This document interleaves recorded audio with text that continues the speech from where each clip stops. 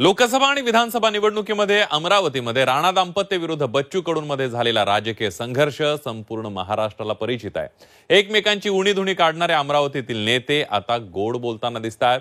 रवी राणांनी बच्चू कडू आणि यशोमती ठाकूर यांनी मला घरी चहाला बोलवावं, मी जायला तयार असल्याची इच्छा व्यक्त केली आहे. त्याला बच्चू कडूंनीही काहीसं सकारात्मक उत्तर दिलंय. बघूया अमरावतीमध्ये कसे नेते आता गोड बोलायला लागले.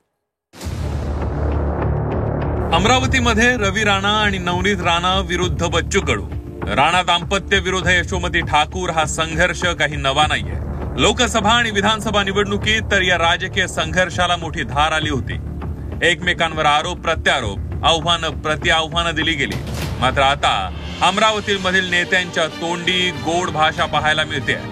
आमदार रवी राणांनी त्यांचे कट्टर विरोधक बच्चू कडू आणि यशोमती ठाकूर यांनी मला चहा पिण्यासाठी घरी बोलवावं अशी इच्छा व्यक्त केली आहे. रवी राणांच्या ऑफरमुळे अनेकांच्या भुवया उंचावल्या की रवी राणा हा कुठल्या नेत्याच्या विरोधात नाही आहे. या जिल्ह्यातला कोणता नेता रवी राणाचा दुश्मन नाही आहे.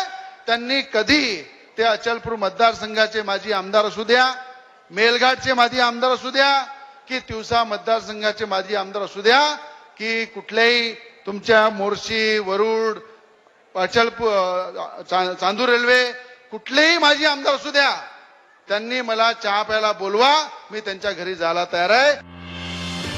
रवी राणांच्या ऑफरला माजी राज्यमंत्री बच्चू कडू यांनी आपल्या स्टाईलनं उत्तर दिलंय. मनभेद आणि मतभेद यात फरक आहे, त्यासाठी थोडा वेळ लागेल. चहा पिण्याइतकं वातावरण आधी तयार करू, नंतर चहा घेऊ. आमचं कायमचं वैर नाही असं म्हणत बच्चू भाऊंनीही गोड प्रतिक्रिया दिली आहे. मला असं वाटतंय मतभेद असणं वेगळं, मनभेद असणं वेगळं. त्यासाठी थोडा वेळ लागेल. चहा पिण्याजोगतं पहिले वातावरण तयार करून मग पिऊ. मला काही त्याचा काही वय कायमचं आमचं काही वैर आहे किंवा खानदानी दुश्मन आहे असं नाही आहे. पण जे काही मधात जो प्रकार झालेला आहे तो मनभेदाचा होता, तो चांगला करण्याचा पहिले प्रयत्न करू, नंतर पाहू. संक्रांतीच्या मुहूर्तावर अमरावतीमधील नेते राजकीय कटुता विसरण्याची भाषा करत गोड बोलताना दिसतात.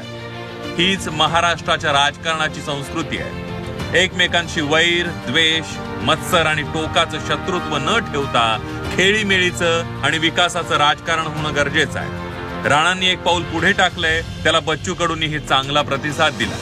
यशोमती ठाकूर याला कसा प्रतिसाद देतात ते पाहणं महत्वाचं आहे. त्यामुळे पुढल्या काळात ही कटुता कमी होईल अशी आशा करूया.